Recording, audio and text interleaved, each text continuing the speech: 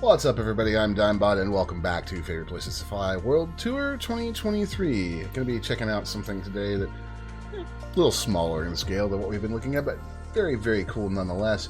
So, you are going to be looking for this airport right here, KSHE. It is Mitchell on Hatteras Island, and we're going to be taking off because we're going to be taking a look at the Cape Hatteras Lighthouse, which in my home state of North Carolina, very interesting story here. I've actually been there. It's a pretty impressive lighthouse, but the story of it is almost more impressive in some ways. So we're going to go ahead and get flying here. We are in a Cessna 172, something that is easy to fly, a little on the slower side, easy to get off the ground.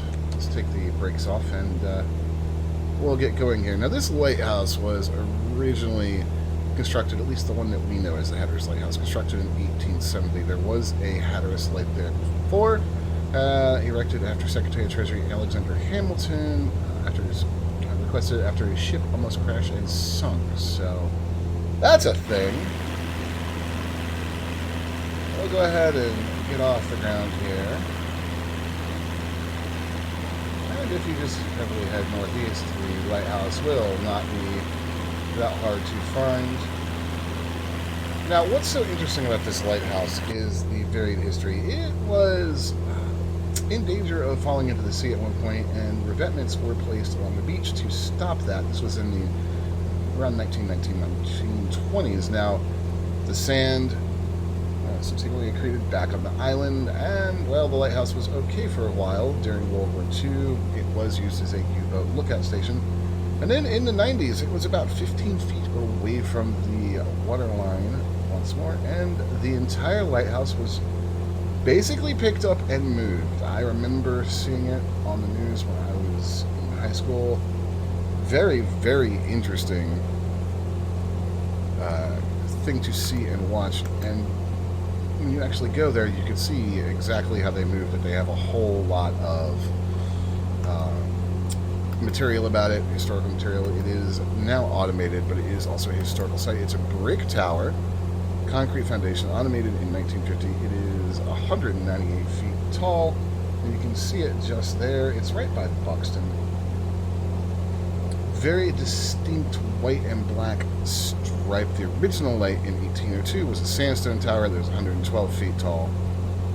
Now, the current one, the range on the light is 24 nautical miles, because nautical miles have to be different. That's 28 miles or 44 kilometers. You come in here, you can see this lighthouse is not actually on the beach anymore. It was closer to the beach prior to being moved because it was going to, fall into the ocean. We're going to just bank around here and have a look. Now, I'm not sure how much of the actual facility is going to be visible down there, and having been there, I can give you kind of a critical eye as to what it looks like compared to real life versus the sim. You can see down there the original Lightkeeper's House. There's a museum building. You can see the visitor center. It looks fairly accurate, not 100%, but I mean, that's going to be anything in the sim for you. And you can obviously go right out of the beach here. Now, if you're interested in doing some more flying around here, well, you are in the Outer Banks of North Carolina. You can see them there on the VFR map. If you want to head a good way up to the north, you'll be able to get to Kitty Hawk, site of the first flight. If you head south, you can head down towards Morehead City, or if you want to head west, you can cross the Sound here and head on in towards the state of North Carolina proper and the rest of the United States.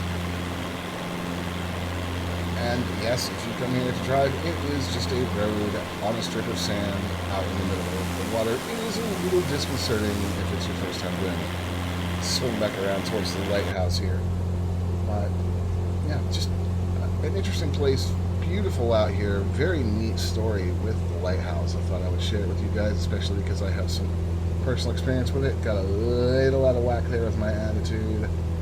Hope nobody in the plane gets airsick too easy. But yeah, I'll do it for me today, guys. If you enjoyed the video, hey, like, subscribe. If you have some suggestions, put them in the comments below. And if you're here to the end, we'll watch Time Ski on YouTube. So thank you very much. My name is Dimebot, and I'll see you guys next time.